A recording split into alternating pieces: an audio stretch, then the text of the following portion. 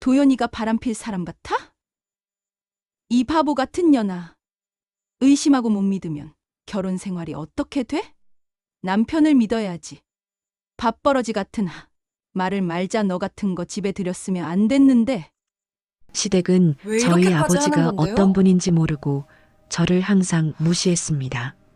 결국 바람피는 남편을 보고 왜 이혼 이렇게까지 도장을 하는 찍고 건데요? 바로 복수를 시작했습니다. 구독, 좋아요, 알림 설정은 영상을 제작하는데 큰 힘이 됩니다. 시청자 여러분 어디에서 이 사연을 듣고 계신가요? 댓글에 듣는 곳 적어주시면 그 지역에서 최고로 행복한 분 되시길 기도하겠습니다. 이향수, 어디서 났어? 서윤의 손끝이 남편 셔츠 깃을 스쳤다. 거실 소파에 던져진 정장 재킷 위로 익숙하지 않은 잔향이 떠 있었다. 평일 저녁 9시 그녀가 늦은 미팅에서 돌아와 보니 도연은 이미 집에 있었다. 도연은 샤워실에서 나오며 무심히 대꾸했다. 직원이 선물했어. 수건으로 머리를 말리는 그의 동작이 평소보다 빨랐다. 물방울이 어깨를 타고 내려가며 마루 위에 작은 점들을 찍었다. 거실 공기 중에 섞인 향은 장미와 자스민이었다. 서윤이 쓰는 건 시트러스 계열. 전혀 다른 온도의 냄새였다. 그래요? 목소리가 생각보다 평온하게 나왔다. 서윤은 재킷을 들어 올려 코끝에 가져다 댔다. 향이 진했다. 하루 종일 입고 다닌 옷에서 나는 게 아니라 방금 전에 뿌린 듯한 진한 농도였다. 도연이 옷장 앞에서 멈춰섰다. 왜 의심해? 의심이 아니라 궁금해서요. 어떤 직원이에요? 그냥 신입이야. 별거 아니야. 그의 손이 옷장 손잡이를 잡았다가 놓기를 반복했다. 손바닥에 땀이 났는지 금속 표면에서 미끄러지는 소리가 났다. 신입이 대표님한테 향수를 선물해요? 서윤은 식탁 의자에 앉아 그를 바라봤다. 도연의 시선이 옷장 거울에서 그녀에게로 다시 거울로 오갔다. 10걸음 떨어진 거리에서도 그의 목덜미가 붉어지는 게 보였다. 에어컨이 돌고 있는데도 이마에 땀방울이 맺혔다. 요즘 신입들이 그래. 적극적이야. 뭘 그렇게 예민하게 굴어? 예민한 게 아니라 신기해서요. 대표한테 개인 선물하는 신입이라니. 서윤의 목소리에 차가운 기운이 섞였다. 회사 대표의 아내로서 이런 일들이 얼마나 위험한지 알고 있었다. 그때 도연의 휴대폰이 진동했다. 짧은 알림음이 정적을 갈랐다. 그의 손이 재빨리 화면을 뒤집었지만 서윤은 이미 봤다. 하트 이모티콘과 함께 사장님이라는 글자. 시간은 2105. 메시지 내용의 첫 줄에 오늘 고마웠어요 라는 글자도 흘핏 보였다. 도연의 어깨가 굳었다. 수건을 목에 걸친 채로 굳어버린 그 모습이 어색했다. 누구세요? 회사 직원이야. 직원이 사장님이라고 부르면서 하트 붙여서 문자 보내요. 서윤의 목소리에 날이 섰다. 도연은 휴대폰을 바지 뒷주머니에 밀어넣으며 돌아섰다. 그 순간 또 한 번 진동이 울렸다. 짧고 연속적인 톡톡톡 소리. 그냥 요즘 젊은 애들이 그래. 별 의미 없어. 몇 살인데요? 28. 대답이 늦었다. 거짓말하는 사람 특유의 머뭇거림이었다. 그의 발가락이 마루를 긁는 소리가 작게 났다. 서윤은 천천히 일어났다. 의자가 뒤로 밀리며 다리에 걸렸다. 그녀가 한 걸음 다가갈 때마다 도연은 반걸음씩 뒤로 물러섰다. 그 직원 이름이 뭐예요? 왜 그걸 알아야 해? 대표 부인으로서 궁금해서요. 혹시나 해서. 도연의 등이 옷장 문에 닿았다. 나무 재질의 문이 그의 무게를 받으며 살짝 삐걱 소리를 냈다. 더 이상 물러설 곳이 없었다. 이미진. 그 이름을 말할 때 그의 목소리가 한 톤 높아졌다. 거짓말하는 사람이 확신을 주려고 할 때 나오는 억지스러운 단조로움이었다. 이미진 씨가 향수를 선물했고 사장님이라고 부르고 28이에요? 그래. 서유는 고개를 끄덕였다. 그리고 부엌으로 돌아서며 말했다. 오늘 몇 시에 퇴근했어요? 6시쯤? 또 거짓말이었다. 오후 7시에 그에게 전화했을 때 아직 회의 중이라고 했었다. 그럼 6시부터 지금까지 뭐 했어요? 임원들이랑 잠깐 밥 먹고 휴대폰이 또 진동했다. 이번엔 좀 더 길게. 전화였다. 도연이 재빨리 전원을 껐다. 아이폰 전원 꺼짐 소리가 작게 울렸다. 전화 왜 안 받아요? 별로 중요하지 않아서. 서유는 냉장고 문을 열었다. 차가운 공기가 얼굴로 몰려왔다. 안에서 생수병을 꺼내며 등 뒤에 도연을 의식했다. 그가 옷을 입는 소리, 서랍을 여닫는 소리, 침실로 걸어가는 발소리. 저녁 준비 안 했어요. 오늘 일이 늦어졌거든요. 그래. 괜찮아. 배달시켜 먹을까요? 아니야, 그냥 간단히. 서윤이 돌아서며 말했다. 이미진 씨는 어느 부서예요? 멀어져 가던 발소리가 멈췄다. 영업부. 영업부 신입이 대표한테 향수를 선물하는 게 일반적인가요? 성희롱으로 신고 들어가면 어떻게 할 거예요? 우리 회사는 좀 자유로운 분위기야. 서유는 싱크대 앞에 서서 찬물로 손을 씻었다. 차가운 물이 손목까지 올라왔다. 수도꼭지에서 떨어지는 물방울 소리가 규칙적으로 울렸다. 자유로운 분위기라. 대표가 직원과 그런 관계가 되어도 자유로운 건가요? 무슨 관계? 그냥 선후배 사이야. 선후배가 하트 이모티콘 보내면서 사장님이라고 불러요? 긴 침묵이 흘렀다. 거실에서 시계 초침 소리만 들렸다. 틱, 틱, 틱. 너무 깊게 생각하지 마. 그냥 당신 회사 주주총회 때 본 적 없는 직원이에요. 언제 들어왔나요? 올해 중순쯤. 중순? 몇 월이요? 6월. 아니 7월. 또 말이 바뀌었다. 서유는 고개를 끄덕이며 물을 잠갔다. 그리고 수건으로 손을 닦으며 침실 쪽을 바라봤다. 오늘 좀 일찍 주무세요. 피곤해 보여요. 그래, 먼저 잘게. 침실 문이 닫히는 소리가 났다. 서유는 거실에 혼자 남았다.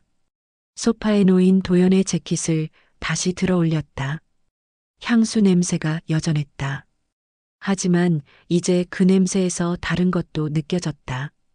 여자의 체온, 여자의 헤어스프레이, 여자의 립스틱. 그녀는 거실 창가로 걸어갔다. 도연의 회사 건물이 멀리 보였다. 밤늦게까지 불이 켜진 층들이 있었다. 과연 그중 어느 층에서 이미진이라는 직원이 일하고 있을까? 냉장고에서 생수병을 꺼냈다. 뚜껑을 여는 소리가 작게 터졌다. 그리고 한 모금 마시며 창밖을 바라봤다. 10년 전 결혼할 때는 이런 일이 벌어질 거라고 상상도 못했다. 침실에서 도연의 휴대폰이 다시 진동했다. 며칠이 지났다. 서유는 도연의 일거수일투족을 관찰했다. 평소보다 늦게 들어오는 날이 많아졌고 휴대폰을 뒤집어두는 습관도 생겼다. 그리고 오늘 도연이 저녁 식사 도중 말했다. 오늘 야근해야 할 것 같아. 늦을 거야. 젓가락을 놓으며 그가 말했다. 하지만 그의 시선은 서윤을 직시하지 않았다. 반찬통을 바라보며 말하는 모습이 어색했다. 무슨 일인데요? 결산 관련 회의야. 감사팀이랑 밤새 검토해야 해. 거짓말이었다. 서유는 알고 있었다. 도연의 회사는 이미 한 달 전에 결산을 마쳤다. 주주총회도 끝났다. 저녁을 마치고 도연이 양복으로 갈아입었다. 평소 야근할 때 입는 편한 옷이 아니라 정장이었다. 넥타이까지 맸다. 거울 앞에서 머리를 다시 빗는 모습까지 보였다. 다녀올게. 현관문이 닫혔다. 서윤은 창가로 가서 아래를 내려다봤다. 도연이 차에 타는 모습이 보였다. 시계는 저녁 7시를 가리키고 있었다. 1시간을 기다렸다. 그리고 서윤도 집을 나섰다. 검은색 코트를 입고 차키를 들었다. 지하 주차장에서 시동을 걸며 핸들을 꽉 잡았다. 손바닥에 땀이 났다. 도연의 회사로 향했다. 평소라면 이 시간에 주차장이 가득해야 했다. 하지만 회사 주차장은 텅 비어 있었다. 야근을 한다던 남편의 차는 어디에도 없었다. 서윤은 차 안에서 도연에게 전화를 걸었다. 여보, 뭐해? 회의 중이야. 왜? 아무것도 아니에요. 언제 끝나요? 늦을 것 같아. 11시는 되어야. 배경에서 들려야 할 사무실 소음은 없었다. 대신 조용한 음악 소리가 희미하게 들렸다. 카페나 레스토랑에서 나올 법한 재즈 선율이었다. 힘들겠네요. 몸 챙기세요. 응, 먼저 자고 있어. 전화가 끊어졌다. 서윤은 휴대폰을 내려놓고 생각했다. 도연이 어디에 있을까? 비가 내리기 시작했다. 가는 빗줄기가 앞유리를 적셨다. 와이퍼를 틀고 시내 중심가로 향했다. 도연이 자주 가는 식당들, 술집들을 하나씩 돌아봤다. 3번째 식당에서 도연의 차를 발견했다. 하지만 들어가 보니 그는 없었다. 주차장에는 차만 세워두고 어디로 간 것이었다. 서윤은 다시 차에 타서 주변을 둘러봤다. 식당에서 100m 떨어진 곳에 호텔이 있었다. 그랜드 팰리스 호텔. 5성급 호텔이었다. 가슴이 두근거렸다. 설마 하는 생각이 들었지만 서윤은 호텔 주차장으로 차를 돌렸다. 지하 주차장에서 도연의 차를 찾았다. B층 구석진 곳에 세워져 있었다. 서윤은 로비로 올라갔다. 화려한 샹들리에와 대리석 바닥, 고급스러운 소파들이 있었다. 한쪽에서는 피아노 연주가 흘러나왔다. 아까 전화에서 들었던 그 음악이었다. 로비 구석 소파에 앉아서 기다렸다. 시계를 봤다. 9시였다. 도연이 전화를 받을 때 배경음으로 들렸던 재즈가 지금도 연주되고 있었다. 그는 분명 이 호텔 어딘가에 있었다. 1시간이 지났다. 10시가 되자 엘리베이터에서 사람들이 내려오기 시작했다. 서윤은 한 명 한 명 얼굴을 확인했다. 비즈니스맨들, 관광객들, 연인들. 그때 엘리베이터 문이 열렸다. 도연이 나타났다. 그런데 혼자가 아니었다. 옆에 젊은 여자가 있었다. 키가 크고 웨이브진 긴 머리를 한 여자였다.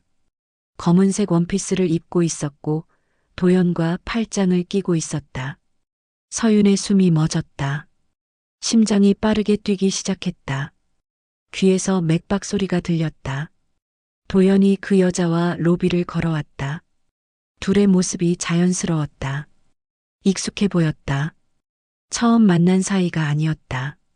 서윤은 소파 뒤로 몸을 숨겼다. 큰 화분 뒤편에서 그들을 지켜봤다. 손이 떨렸다. 오늘 정말 좋았어요. 여자의 목소리였다. 어리고 애교 있는 목소리였다. 서윤이 며칠 전 도연 휴대폰에서 본 사장님 메시지의 주인이 분명했다. 나도. 다음에 또 보자. 도연의 목소리였다. 평소 서윤에게 하는 말투와는 전혀 달랐다. 부드럽고 다정했다. 언제요? 내일은 어때요? 내일은 글쎄, 아내가 있어서. 아, 맞다. 사장님 결혼하셨죠? 여자가 웃었다. 그 웃음소리가 서윤의 귀에 날카롭게 들렸다. 미안해. 조금만 더 기다려줘. 괜찮아요. 저도 급하지 않아요. 그들이 호텔 입구로 향했다. 서윤은 뒤를 따라갔다. 충분한 거리를 두고 따라갔다. 다리가 후들거렸지만 걸음을 멈출 수 없었다. 입구에서 그들이 헤어졌다. 여자는 택시를 잡아 탔고 도연은 지하 주차장으로 향했다. 여자가 타고 간 택시가 멀어져 갈 때까지 도연이 서서 바라봤다. 서윤은 호텔 로비에 다시 들어가서 소파에 주저앉았다. 다리에 힘이 빠져서 서 있을 수 없었다. 가슴이 답답했다. 숨쉬기가 힘들었다. 피아노 연주가 계속 흘러나왔다. 아름다운 선율이었지만 이제는 시끄럽게만 들렸다. 로비의 밝은 조명도 눈부셨다.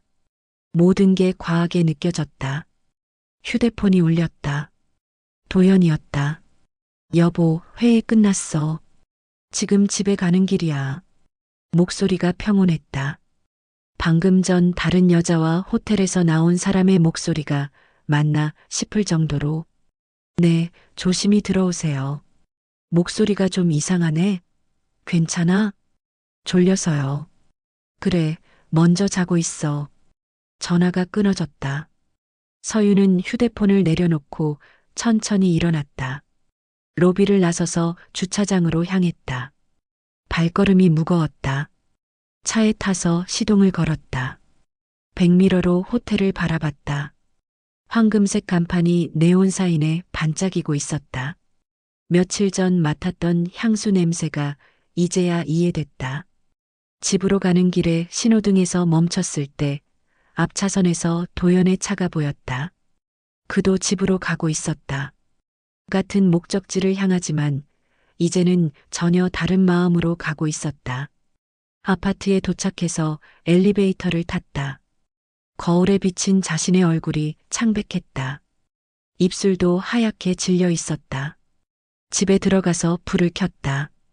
어제와 똑같은 공간이었지만 모든 게 다르게 보였다. 거실벽에 걸린 결혼사진이 낯설게 느껴졌다. 침실로 들어가서 잠옷으로 갈아입었다. 침대에 누워서 천장을 바라봤다. 10분쯤 지나자 현관문이 열리는 소리가 들렸다. 숟가락이 그릇에 부딪히는 소리가 식탁 위에서 울렸다. 서윤은 밥을 입에 넣었지만 삼키기 힘들었다. 어젯밤 호텔에서 본 장면이 계속 떠올랐다. 도연이 그 여자와 팔짱을 끼고 걷던 모습, 그들의 자연스러운 친밀감. 아들 얼굴 좀 봐. 완전 피곤해 보이잖아. 시어머니 윤미자의 목소리가 식탁 위로 날아왔다. 서윤은 고개를 들어 도연을 바라봤다. 확실히 피곤해 보였다. 어젯밤 늦게 들어온 탓일 것이다. 어머니, 괜찮아요. 도연이 대답했지만 목소리에 힘이 없었다. 그는 반찬을 집으며 서윤과 눈을 마주치지 않으려 했다. 괜찮긴 뭐가 괜찮아. 요즘 야근이 너무 많은 것 같은데. 윤미자가 서윤을 힐끔 쳐다봤다. 그 시선에는 비난이 담겨 있었다. 마치 남편을 제대로 챙기지 못하는 며느리라고 말하는 것 같았다. 서윤은 물을 한 모금 마셨다. 찬물이 목을 타고 내려갔다. 김치를 집으며 조용히 말했다. 저도 요즘 피곤해요. 피곤? 너도? 윤미자의 어조가 날카로워졌다. 젓가락을 내려놓으며 서윤을 똑바로 바라봤다. 네. 남편 회사 일 때문에 걱정이 많아서요. 정적이 흘렀다. 도연의 젓가락이 멈춰섰다. 그의 어깨가 조금 굳었다. 내가 뭘 안다고 그래? 윤미자의 목소리가 차갑게 갈라졌다. 식탁 위 공기가 무거워졌다.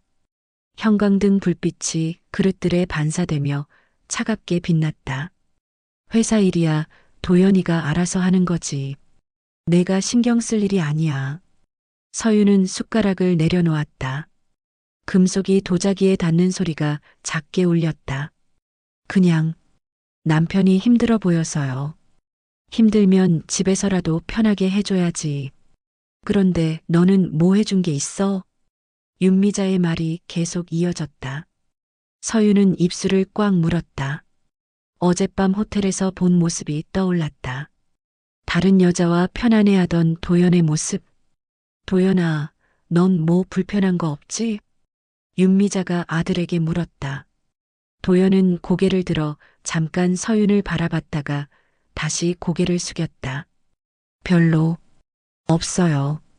그래도 요즘 너무 늦게 들어오잖아. 몸 상할까봐 걱정돼. 회사 일이 많아서 그래요. 어쩔 수 없어요. 도연의 대답이 기계적이었다. 서윤은 그를 바라봤다. 거짓말을 하면서도 태어난 그 모습이 낯설었다. 서윤이 너는 뭐하고 있어? 남편 뒷바라지는 안 하고. 윤미자가 다시 서윤에게 화살을 돌렸다. 서윤은 젓가락을 다시 들었다. 손끝이 미세하게 떨렸다. 저도 나름대로 하고 있어요. 나름대로? 구체적으로 뭘? 집안일이며. 여러 가지요. 여러 가지가 뭐야? 도연이가 이렇게 힘들어하는데. 서윤의 숨이 얕아졌다. 가슴이 답답했다. 윤미자의 말이 계속 이어졌다. 남편이 밤늦게 들어와도 뭔가 따뜻한 걸 해놨다든지 아니면 말이라도 편하게 해줘야 하는 거 아니야? 서윤은 대답하지 않았다. 어젯밤 도연이 집에 들어왔을 때를 떠올렸다. 그는 조용히 샤워하고 침대에 누웠다. 서윤에게 말을 걸지 않았다. 대답은 안 해? 저도 할 말이 있어요. 서윤의 목소리가 작게 떨렸다. 윤미자가 눈썹을 찌푸렸다. 할 말? 뭔데? 그냥 요즘 남편이 이상해요. 그 말이 나오자마자 도연이 고개를 들었다. 그의 눈이 서윤을 예리하게 바라봤다. 이상하다니? 윤미자가 물었다. 서윤은 도연과 눈을 마주쳤다. 그의 시선에서 경고의 기운이 느껴졌다. 야근을 너무 자주 해요. 예전엔 그렇지 않았는데. 그게 이상한 거야? 회사 일이 많으면 야근하는 게 당연하지. 윤미자가 서윤을 힐끔거렸다. 그리고 도연에게 말했다. 도연아, 너 요즘 회사 일이 많아? 네, 그렇죠. 확장 계획도 있고. 도연이 대답했다. 하지만 그의 목소리가 평소보다 높았다. 거짓말할 때 나오는 톤이었다. 서윤은 밥그릇을 내려놓았다. 더 이상 먹을 수 없었다. 어디가? 윤미자가 물었다. 화장실 좀. 서윤이 일어서자 의자가 뒤로 밀리며 소리를 냈다. 화장실로 향하며 등 뒤에서 윤미자와 도연이 속삭이는 소리가 들렸다. 화장실에서 찬물로 손을 씻었다. 거울 속 자신의 얼굴이 창백했다. 어젯밤부터 잠을 제대로 자지 못한 탓이었다. 다시 식탁으로 돌아가니 분위기가 더 차가워져 있었다. 윤미자가 서윤을 바라보는 시선이 더욱 날카로웠다. 서윤아, 앉아. 서윤이 자리에 앉자 윤미자가 입을 열었다. 너 요즘 뭔가 불만이 있는 것 같은데. 불만이요? 응. 말투며 표정이며 예전 같지 않아. 서윤은 고개를 저었다. 하지만 윤미자는 계속했다. 도연이가 힘들게 돈 벌어오는데 고마워해야지. 왜 이상하다느니 하면서 불평을 해? 불평한 게 아니라. 그럼 뭐야? 윤미자의 목소리가 높아졌다. 도연이 젓가락을 내려놓으며 중재하려 했다. 어머니, 그만. 안 돼. 이런 건 확실히 해야 해. 윤미자가 서윤을 똑바로 바라봤다. 너 혹시 도연이가 바람 피운다고 생각해? 그 말에 식탁의 공기가 얼어붙었다. 도연의 얼굴이 하얗게 질렸다. 서윤의 심장이 빠르게 뛰기 시작했다. 그런 게 아니에요. 그런 게 아니면 뭐야? 왜 이상하다고 해? 그냥 피곤해 보여서. 서윤의 목소리가 떨렸다. 윤미자가 코웃음을 쳤다. 도연이가 바람필 사람 같아? 이 바보 같은 년아. 그 순간 서윤의 손이 물컵을 잡았다. 컵이 테이블에 부딪히며 물이 조금 튀었다. 윤미자의 말이 계속 이어졌다. 의심하고 못 믿으면 결혼 생활이 어떻게 돼? 남편을 믿어야지. 서윤은 입술을 꽉 물었다. 어젯밤 본 것이 환상이었으면 좋겠다는 생각이 들었다. 하지만 그 여자의 웃음소리, 도연과의 포옹, 모든 게 생생했다. 저는 남편을 믿어요. 목소리가 간신히 나왔다. 믿으면 그런 소리 하지 마. 도연이가 얼마나 착한 아이인데. 윤미자가 도연을 바라보며 말했다. 도연은 고개를 숙이고 있었다. 그의 목덜미가 붉어져 있었다. 식사가 끝나고 설거지를 할 때 도연이 서윤에게 다가왔다. 괜찮아? 네. 어머니 말씀 너무 신경 쓰지 마. 서윤은 그릇을 씻으며 대답하지 않았다. 찬물이 손목까지 올라왔다. 나 오늘도 좀 늦을 것 같아. 도연의 말에 서윤의 손이 멈췄다. 또 야근이에요? 응. 미안해. 서윤은 고개를 끄덕였다. 더 이상 뭐라고 할 수 없었다. 도연이 나간 후 윤미자가 거실에서 TV를 켰다. 드라마 소리가 흘러나왔다. 서윤은 주방에서 설거지를 마저 했다.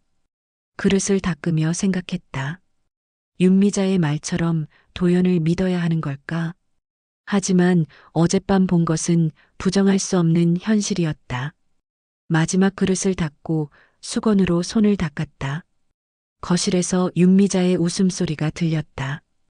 드라마를 보며 웃고 있었다. 서윤은 조용히 현관으로 향했다. 신발을 신고 문을 열려는데 윤미자의 목소리가 들렸다. 어디가? 잠깐 바람 쐬고 올게요. 일찍 들어와. 밤에 돌아다니는 거 아니야. 문이 닫혔다. 복도가 조용했다. 형광등이 깜빡거렸다. 그리고 아래층에서 엘리베이터 오는 소리가 들렸다. 문이 닫혔다. 서윤은 현관 앞에 서서 숨을 고르며 생각했다. 어쩌면 어젯밤 본 것이 오해일 수도 있다는 마지막 희망이 남아 있었다. 도연에게 직접 물어보자. 그가 솔직하게 말한다면, 그가 진심으로 사과한다면 다시 시작할 수도 있을 것이다. 엘리베이터를 타고 지하 주차장으로 내려갔다.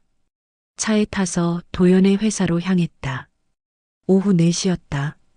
아직 퇴근 시간이 아니라 그는 사무실에 있을 것이다. 회사 앞에 도착해서 주차를 했다. 건물 로비에 들어가니 시원한 냉방 바람이 얼굴을 스쳤다. 접수대에서 방문증을 받고 엘리베이터를 탔다. 12층에서 내려서 도연의 사무실로 향했다. 복도를 걸으며 마음을 정리했다. 화내지 말고 차분히 이야기하자. 그에게 기회를 주자. 사무실 문을 두드렸다. 들어오세요. 도연의 목소리였다.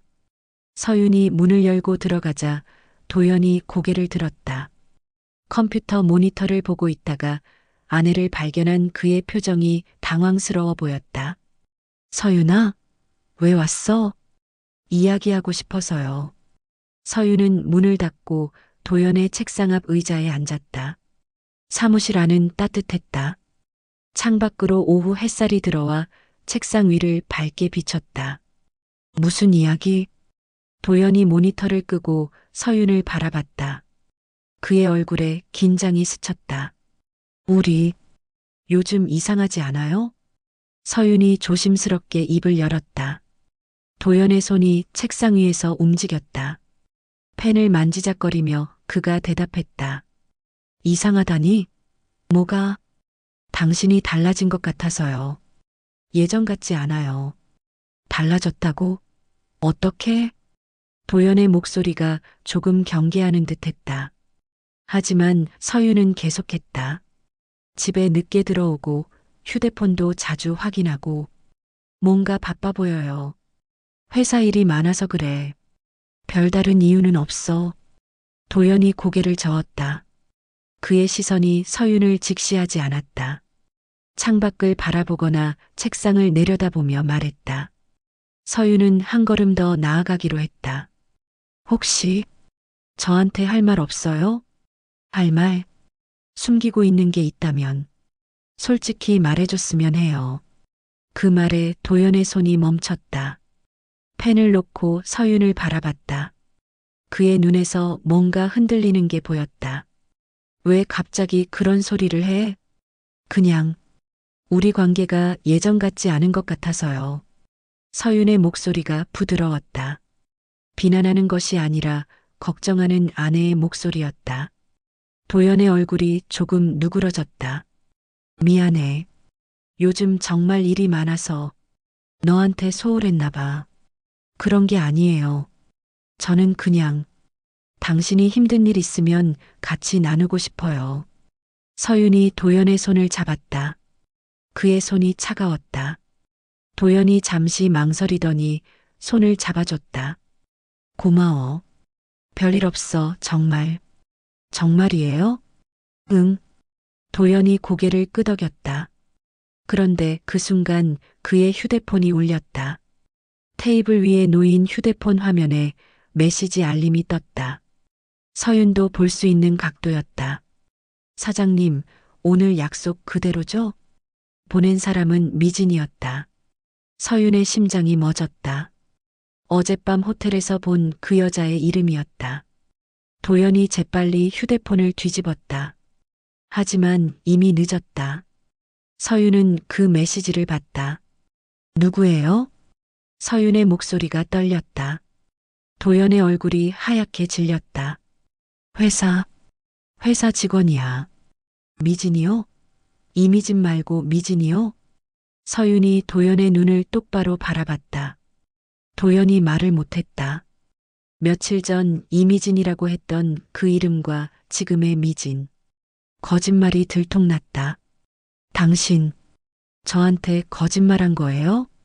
서윤아, 잠깐. 이미진이 아니라 미진이에요. 그리고 오늘 약속이 있다고 하네요.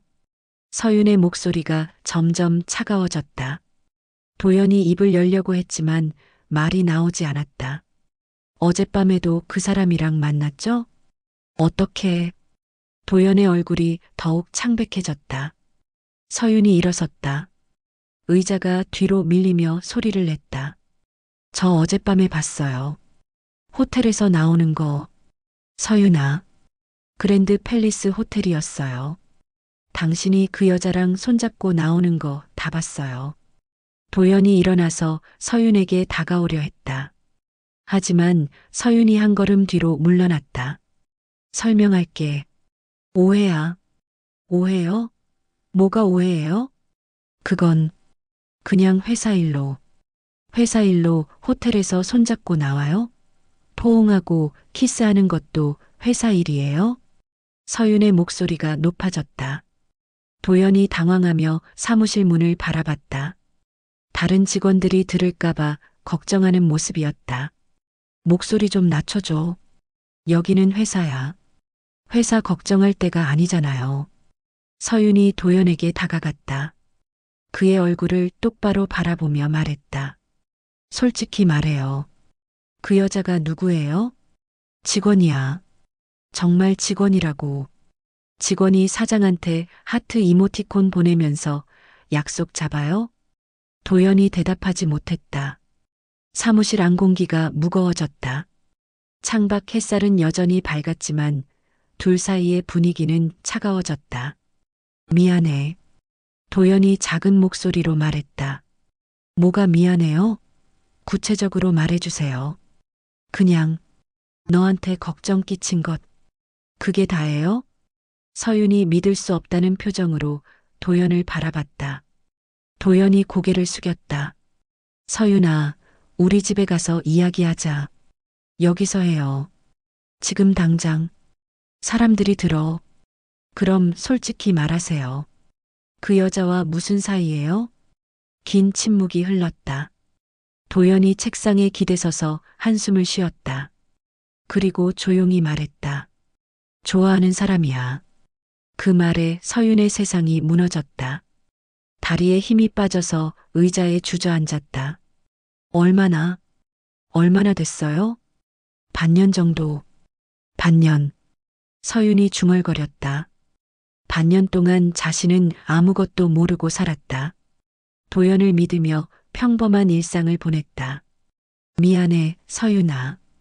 도연이 다가와서 서윤의 어깨에 손을 올리려 했다. 하지만 서윤이 몸을 움츠렸다. 저리요. 서윤아. 만지지 마세요. 서윤이 일어나서 도연에게서 멀어졌다. 창가로 가서 등을 돌렸다.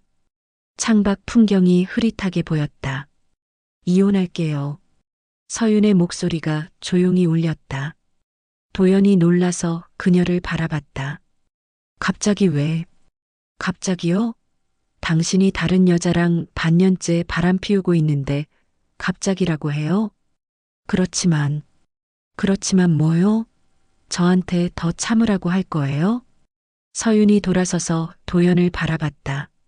그녀의 얼굴에 눈물은 없었다. 대신 차가운 결심이 서려 있었다. 서윤아, 우리 다시 생각해보자. 이미 충분히 생각했어요. 서윤이 가방을 들고 문 쪽으로 향했다. 도연이 뒤따라왔다. 기다려줘. 정리할게. 정리요? 뭘 정리해요? 그 사람과 끝낼게. 서윤이 문 앞에서 멈춰섰다. 도연을 돌아보며 말했다. 그 사람 때문에 이혼하는 게 아니에요. 그럼 당신 때문이에요. 저한테 거짓말하고 배신한 당신 때문이에요. 그 말을 남기고 서윤이 문을 열었다. 복도로 나가면서 뒤를 돌아보지 않았다. 도연이 문 앞에 서서 그녀의 뒷모습을 바라봤다. 복도 끝에서 엘리베이터 문이 열리고 닫히는 소리가 들렸다. 사무실로 돌아가서 의자에 앉았다. 책상 위 휴대폰 화면이 다시 켜졌다. 미진에게서 온 메시지가 몇 개 더 있었다. 하지만 이제 그 메시지들이 중요하지 않게 느껴졌다. 창밖 햇살이 기울어지며 사무실 안이 어두워지기 시작했다. 도연은 그대로 앉아 있었다. 형광등을 켜지 않아서 사무실은 점점 어두워졌다. 멀리서 복도에 사람들이 지나가는 발소리가 들렸다. 엘리베이터 문이 닫혔다. 서윤은 거울에 비친 자신의 얼굴을 바라봤다.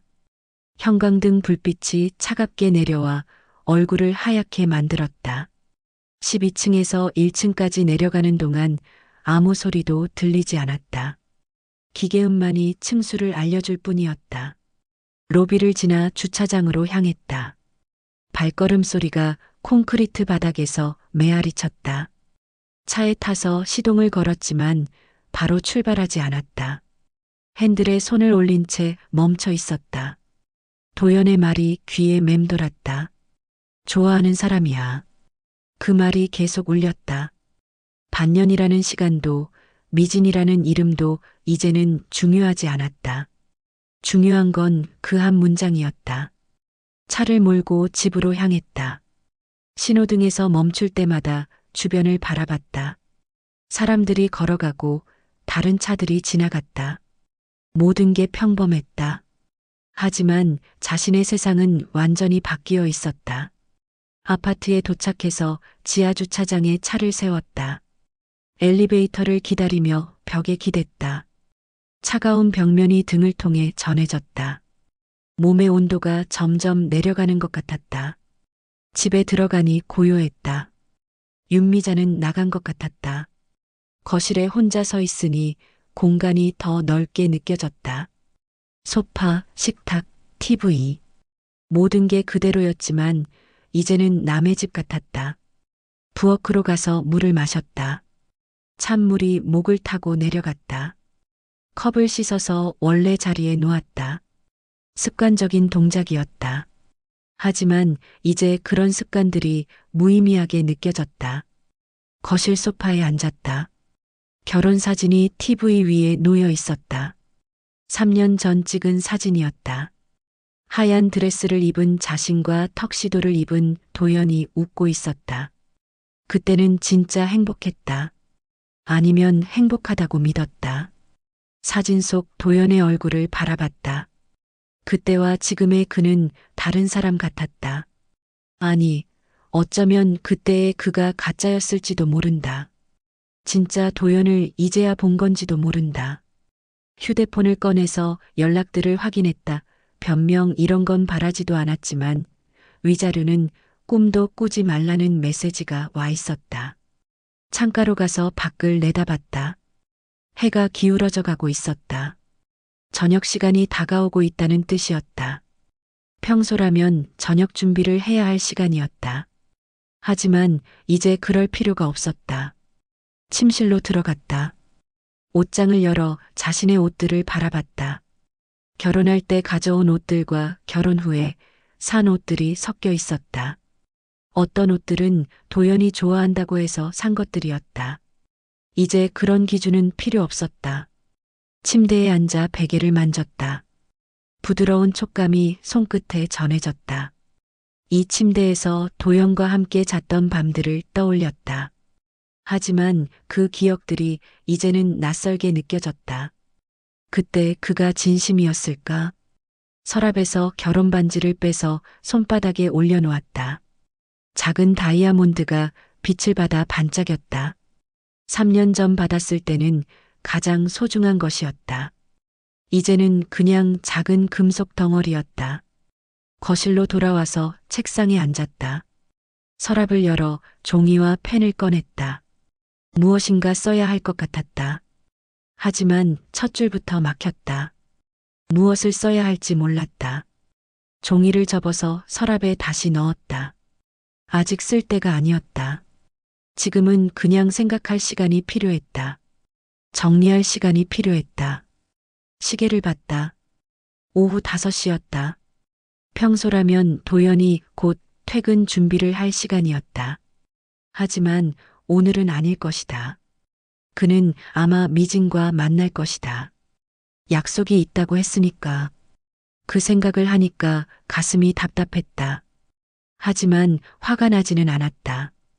오히려 안도감이 들었다. 이제 더 이상 속지 않아도 되니까. 더 이상 의심하지 않아도 되니까. 부엌으로 가서 냉장고를 열었다. 며칠 전에 사둔 재료들이 그대로 있었다. 도연이 좋아하는 음식을 만들려고 산 것들이었다. 이제 그럴 필요가 없었다. 냉장고 문을 닫고 다시 거실로 갔다. 소파에 누워서 천장을 바라봤다. 에어컨 소리만 조용히 울렸다. 다른 소리는 들리지 않았다. 어머니 생각이 났다. 결혼할 때 걱정하던 어머니의 얼굴이 떠올랐다. 정말 괜찮겠니? 하고 물었던 어머니. 그때는 확신했었다. 도연과 함께라면 행복할 거라고. 어머니는 지금 부산에 살고 있었다. 아버지와 함께 사업을 하고 있었다. 남편 아니 이제 전 남편이지. 전 남편은 모르는 사업을 몇 달에 한 번씩 안부 전화를 했지만 결혼 생활이 힘들다는 말은 한 번도 하지 않았다. 이제는 말해야 할 것 같았다. 더 이상 숨길 수 없었다. 휴대폰을 들어 어머니 번호를 찾았다. 하지만 전화를 걸지는 않았다. 아직 준비가 되지 않았다. 무엇을 말해야 할지, 어떻게 설명해야 할지 생각해 봐야 했다. 해가 완전히 져서 거실이 어두워졌다. 불을 켜지 않고 그대로 앉아 있었다. 어둠이 편했다. 밝은 빛 아래서는 모든 게 너무 선명하게 보였다. 창밖으로 다른 집들의 불빛이 보였다. 저녁을 준비하는 사람들, TV를 보는 사람들, 아이들을 재우는 사람들. 평범한 일상들이 계속되고 있었다. 자신도 그런 평범한 일상이 있다고 생각했었다. 하지만 그건 착각이었다. 그 일상은 거짓 위에 세워진 것이었다. 시계가 6시를 알렸다. 평소라면 도연이 집에 도착할 시간이었다. 하지만 오늘은 오지 않을 것이다. 그리고 내일도 모레도 오지 않을지도 모른다. 그 생각이 들자 마음이 편해졌다. 더 이상 기다리지 않아도 되니까. 더 이상 저녁을 준비하지 않아도 되니까. 더 이상 그의 거짓말을 들으면서 웃지 않아도 되니까. 소파에서 일어나서 불을 켰다. 거실이 밝아지자 모든 게 선명하게 보였다. 결혼사진, 함께 산 가구들, 함께 선택한 소품들. 모든 게 이제는 정리해야 할 것들이었다. 서랍에서 메모지를 꺼내서 해야 할 일들을 적기 시작했다. 이혼 변호사 찾기, 서류 준비하기, 짐 정리하기. 차근차근 써내려가니 마음이 조금 정리되는 것 같았다. 마지막에 하나를 더 적었다. 아버지께 전화드리기. 그 글자를 보니 가슴이 두근거렸다. 아버지는 서윤이 힘들 때마다 의지할 수 있는 사람이었다. 이번에도 도움이 될 것이다. 메모지를 테이블 위에 놓고 휴대폰을 들었다. 휴대폰 화면의 불빛이 어둠 속에서 하얗게 떠올랐다. 서윤은 메모지를 다시 한번 바라봤다.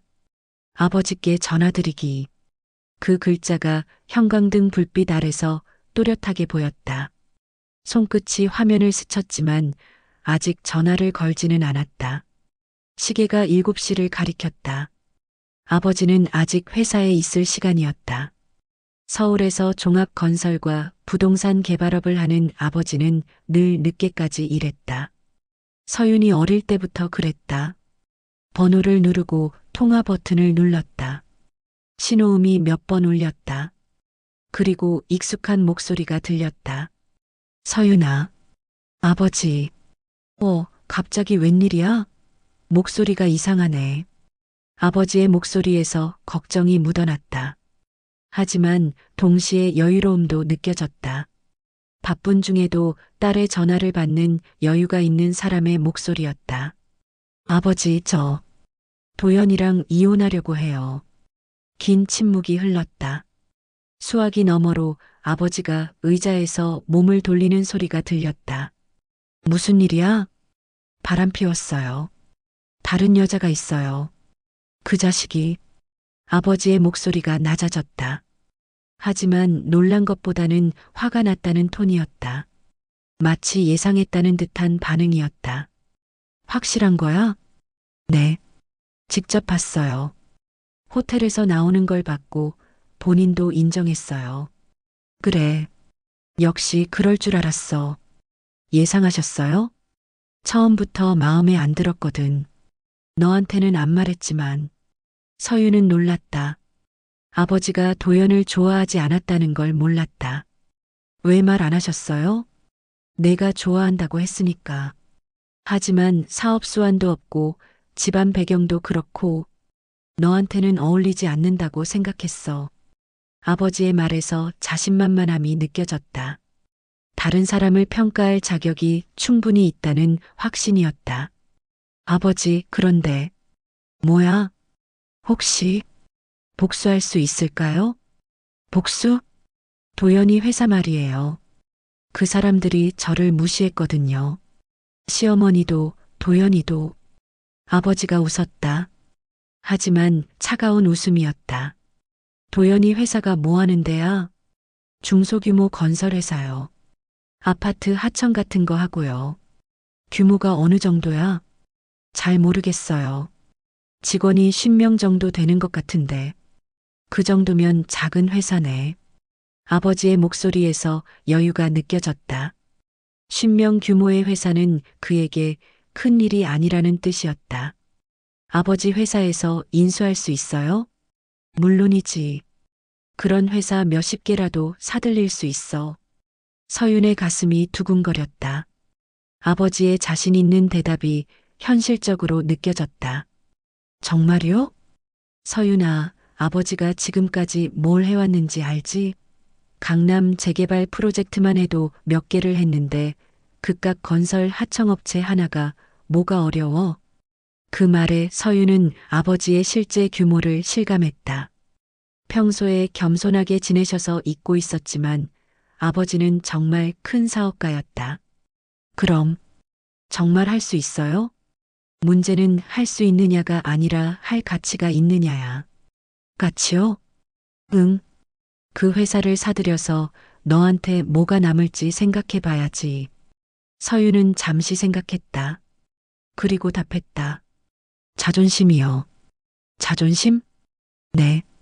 저를 무시한 사람들한테 제가 누구인지 보여주고 싶어요. 아버지가 다시 웃었다. 이번에는 만족스러운 웃음이었다.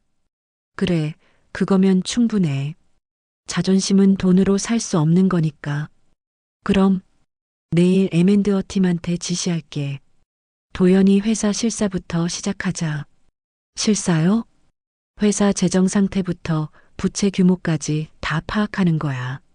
그래야 적정한 가격을 제시할 수 있으니까. 아버지의 말에서 전문성이 느껴졌다.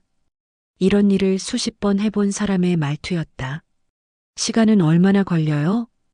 일주일 정도면 충분할 거야. 규모가 작으니까. 그 사이에 저는 뭘 해야 해요? 아무것도 하지 마. 절대로 티 내지 말고 평상시처럼 지내. 네. 그리고 이혼 서류 준비해. 변호사는 내가 소개해 줄게.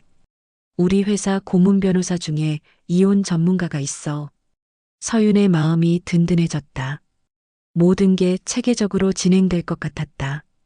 아버지, 응, 너무 큰 일을 벌이는 건 아닐까요? 큰일? 이게 뭐가 커? 아버지가 코웃음 쳤다. 서윤아, 아버지가 평소에 하는 프로젝트 규모가 얼마인지 알아?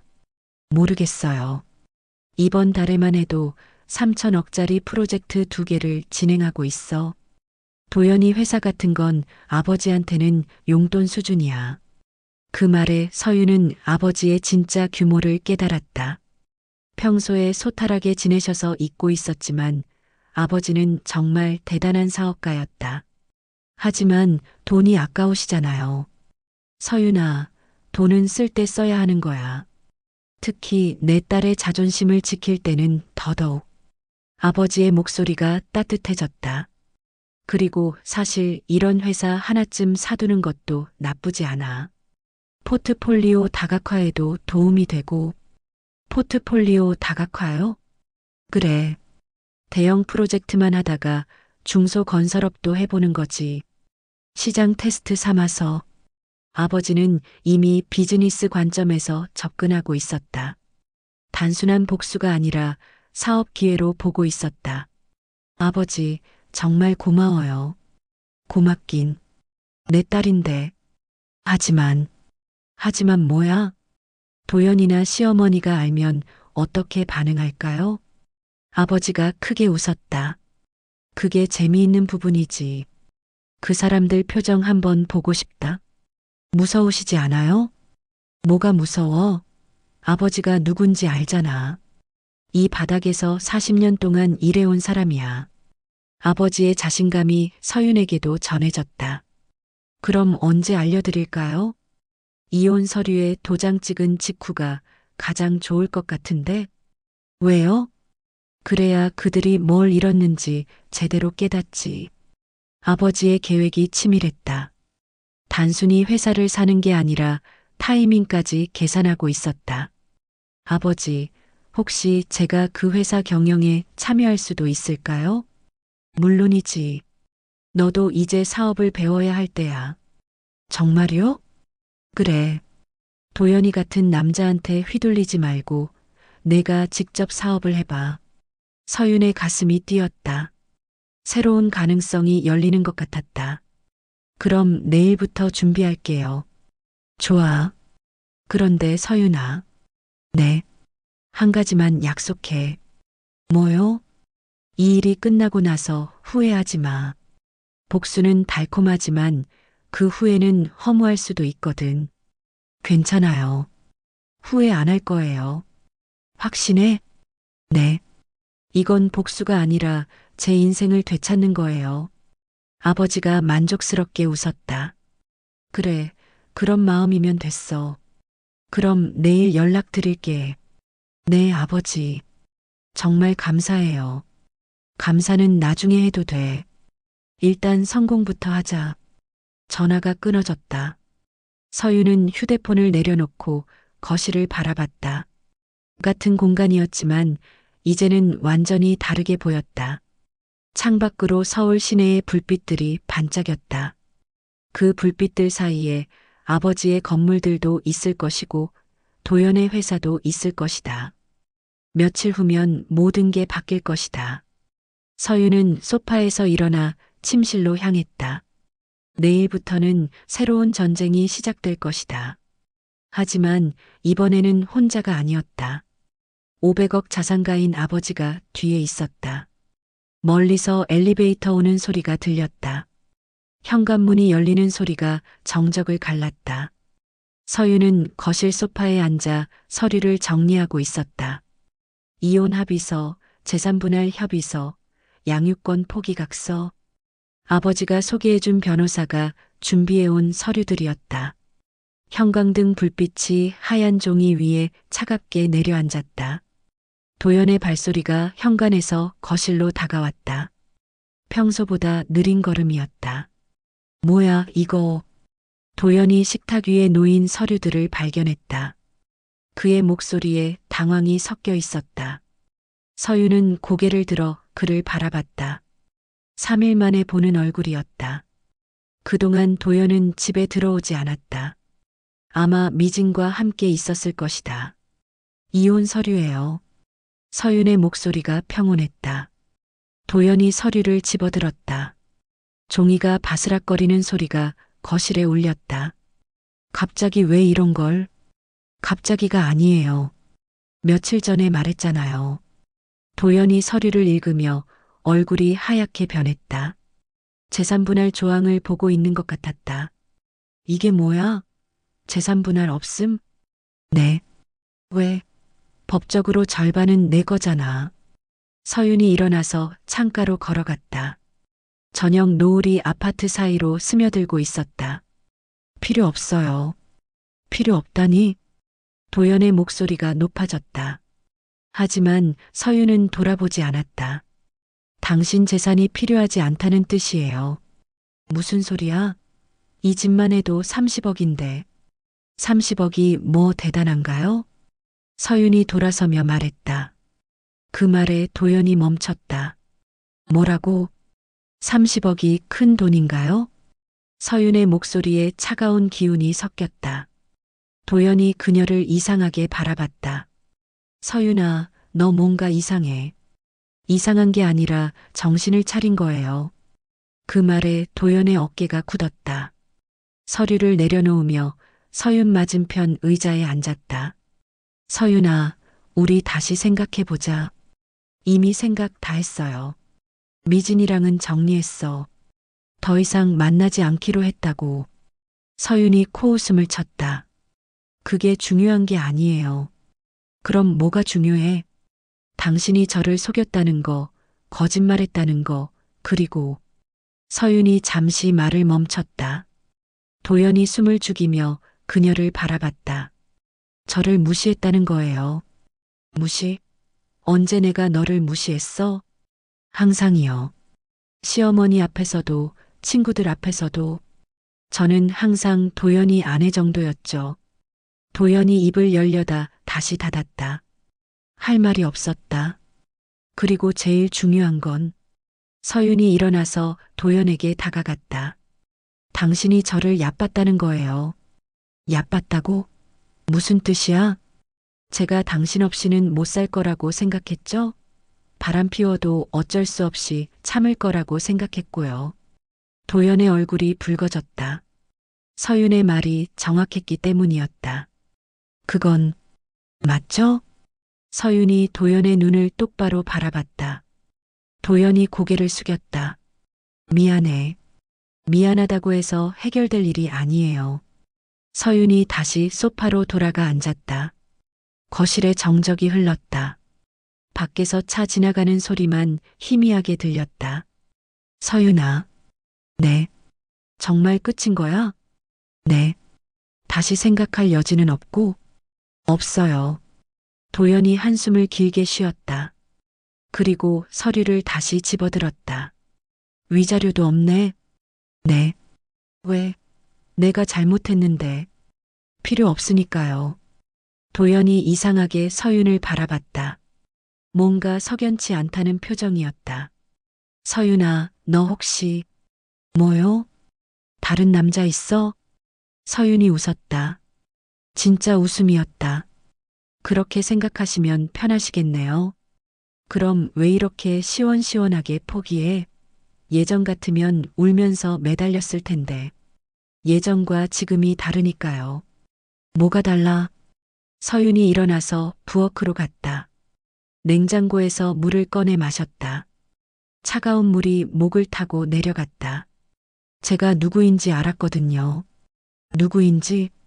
저는 서윤이에요. 도연이 아내가 아니라 그냥 서윤이요. 도연이 고개를 갸웃했다. 무슨 뜻인지 모르겠다는 표정이었다. 그리고 앞으로는 서지영 대표님의 딸 서윤으로 살 거예요. 서지영?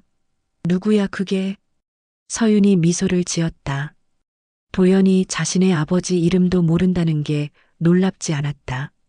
결혼 3년 동안 한 번도 관심을 갖지 않았으니까. 제 아버지요. 아, 너네 아버지. 그런데 왜 갑자기 아버지 얘기를 해? 곧 알게 될 거예요.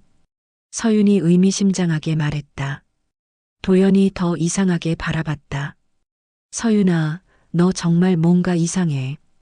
예전 같지 않아. 다행이네요. 예전으로 돌아가고 싶지 않거든요. 도연이 서류를 테이블에 놓고 일어났다. 그럼 정말 이혼하는 거야? 네. 언제? 내일 법원에 가요. 합의 이혼이니까 간단할 거예요. 내일? 네. 시간은 오전 10시예요. 같이 가시겠어요? 도연이 당황했다. 모든 게 너무 빨리 진행되고 있었다. 이렇게 급하게 할 필요가 있어? 있어요. 더 이상 늦출 이유가 없거든요. 서윤이 서류를 정리하며 말했다. 도연이 그 모습을 바라봤다. 서윤아. 네. 마지막으로 하나만 물어봐도 돼? 뭐요? 정말 나를 사랑했었어? 서윤의 손이 잠시 멈췄다. 그리고 고개를 들어 도연을 바라봤다. 사랑했죠. 과거형이네. 네. 언제부터 안 사랑하게 됐어? 서윤이 생각해봤다. 정확한 순간을 떠올리려 했다. 호텔에서 그 여자랑 나오는 걸 봤을 때요. 그때, 네. 그때 깨달았어요. 제가 사랑했던 건 진짜 당신이 아니라 제가 만들어낸 당신이었다는 걸. 도연이 할 말을 잃었다. 서윤의 말이 너무 정확했다. 그럼 이제 정말, 네. 정말 끝이에요. 서윤이 서류를 가방에 넣으며 말했다. 도연이 그 모습을 바라보다가 자신의 방으로 들어갔다. 잠시 후 도연이 짐을 싸서 나왔다. 나 당분간 친구 집에 있을게. 네. 내일 법원에서 봐. 네. 도연이 현관으로 향했다. 문을 열면서 뒤돌아봤다. 서윤아. 네. 미안해. 저도요. 너도? 뭐가 미안해? 당신을 진짜로 알려고 노력하지 않은 것. 도연이 쓴웃음을 지었다. 그럼 잘 살아. 네. 당신도요. 문이 닫혔다. 서윤은 거실에 혼자 남았다. 도연의 냄새가 아직 공기 중에 남아 있었다. 하지만 이제 그 냄새도 곧 사라질 것이다. 휴대폰을 들어 아버지에게 문자를 보냈다. 내일 이혼 절차 끝납니다. 그때 시작하세요. 금세 답장이 왔다. 알겠다. 수고했어, 우리 딸. 서윤이 미소를 지었다. 처음으로 진짜 미소였다. 창밖으로 밤이 깔리고 있었다. 내일이면 모든 게 새로 시작될 것이다. 서윤은 불을 끄고 침실로 향했다. 멀리서 도연의 차가 떠나는 소리가 들렸다. 햇살이 커튼 사이로 스며들었다. 서윤은 침대에서 천천히 일어났다.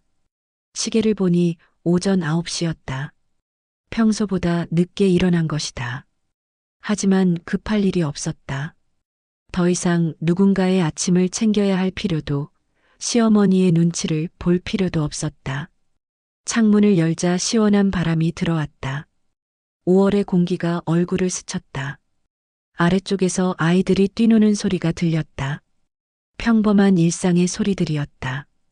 부엌으로 가서 물을 끓였다. 주전자에서 김이 피어오르며 작은 소리를 냈다. 찻잎을 우려내며 그 향을 맡았다. 진한 우롱차 향이 부엌을 채웠다. 이사 온 지 일주일이 되었다.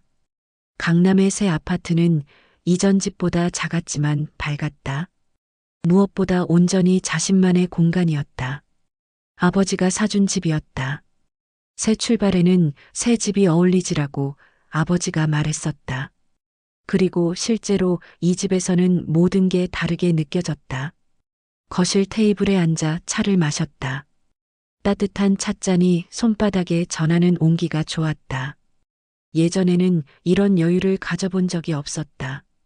늘 누군가를 위해 무언가를 준비하느라 바빴다. 벽에 걸린 시계가 10시를 가리켰다. 정확히 일주일 전 이맘때 법원에서 이혼 절차를 마쳤다. 도연과 마지막 인사를 나눈 시간이기도 했다. 휴대폰이 울렸다. 아버지에게서 온 메시지였다. 오늘 오후에 회사 인수 완료. 축하한다. 서윤이 미소를 지었다. 드디어 끝났다. 도연과 윤미자가 어떤 표정을 지을지 궁금했지만 그것도 이제 과거의 일이었다. 답장을 보냈다. 고생하셨어요. 감사합니다. 곧 또 다른 메시지가 왔다. 다음 주부터 출근해라. 신입상무님. 서윤의 웃음이 커졌다. 아버지의 회사에서 일하게 된 것이다. 새로운 도전이었다. 차를 다 마시고 찻잔을 씻었다. 따뜻한 물이 손에 닿았다. 설거지조차 이제는 자신을 위한 일이었다. 누군가를 위해 하는 일이 아니라. 그때 휴대폰이 다시 울렸다. 모르는 번호였다. 아니, 정확히는 차단했던 번호였다. 도연이었다. 여보세요? 서윤아. 제발 전화 받아줘서 고마워. 도연의 목소리가 떨리고 있었다. 울고 있는 것 같았다. 무슨 일이에요? 서윤아, 나 회사가 없어졌어. 네, 너네 아버지가 우리 회사를 인수했다더라. 그리고 나는 해고됐어. 서윤은 조용히 들었다. 도연의 목소리에서 절망이 느껴졌다. 서윤아, 제발 아버지한테 말해줘. 회사 돌려달라고. 내가 잘못했다고. 나는 이제 아무것도 없어. 회사도 없고 너도 없고 정말 아무것도 없어. 도연이 흐느끼기 시작했다. 전화기 너머로 그의 울음소리가 들렸다. 서윤아, 제발 한 번만 도와줘. 마지막으로 한 번만. 서윤은 창밖을 바라봤다. 햇살이 따뜻하게 내려와 있었다. 도연 씨. 응, 서윤아. 뭐든지 할게. 정말 뭐든지. 전 더 이상 당신과 상관없는 사람이에요. 서윤아. 그리고 아버지 결정에 제가 개입할 이유도 없고요. 제발, 제발만. 서윤이 전화를 끊었다. 다시 울렸지만 받지 않았다. 세 번째부터는 받지도 않고 그냥 지켜봤다. 차를 한 모금 더 마셨다. 여전히 따뜻했다. 오후 2시쯤 이번에는 윤미자에게서 전화가 왔다. 이것도 차단했던 번호였는데 다른 번호로 걸어온 것 같았다. 서윤아. 윤미자의 목소리였다.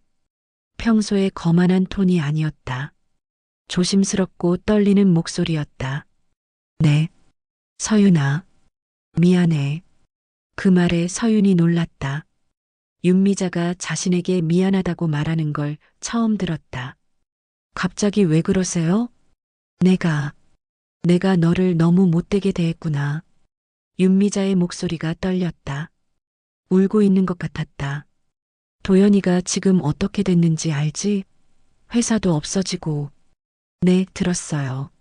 서윤아, 제발. 너네 아버지한테 부탁해줘. 우리가 잘못했다고. 윤미자가 애원하는 목소리였다. 예전에 서윤을 무시하던 그 사람이 맞나 싶었다. 내가 너한테 정말 못했어. 며느리로 안 본 것도 미안하고 무시한 것도 미안해. 서윤아, 우리 도연이가 이제 정말 아무것도 없어. 집도 빼앗겼어. 제발 한 번만 도와줘. 서윤은 윤미자의 목소리를 들으며 창밖을 바라봤다. 구름 한 점 없는 맑은 하늘이었다. 어머니. 응, 서윤아. 뭐든지 말해봐. 저는 이제 도연 씨와 남이에요. 그리고 어머니와도 남이고요. 서윤아.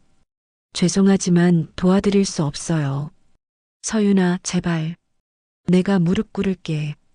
정말 무릎 꿇을게. 그럴 필요 없어요. 그냥 이제 연락하지 마세요. 서윤이 전화를 끊었다. 그리고 그 번호도 차단했다. 거실로 돌아와 소파에 앉았다. 창밖으로 사람들이 지나다니는 모습이 보였다.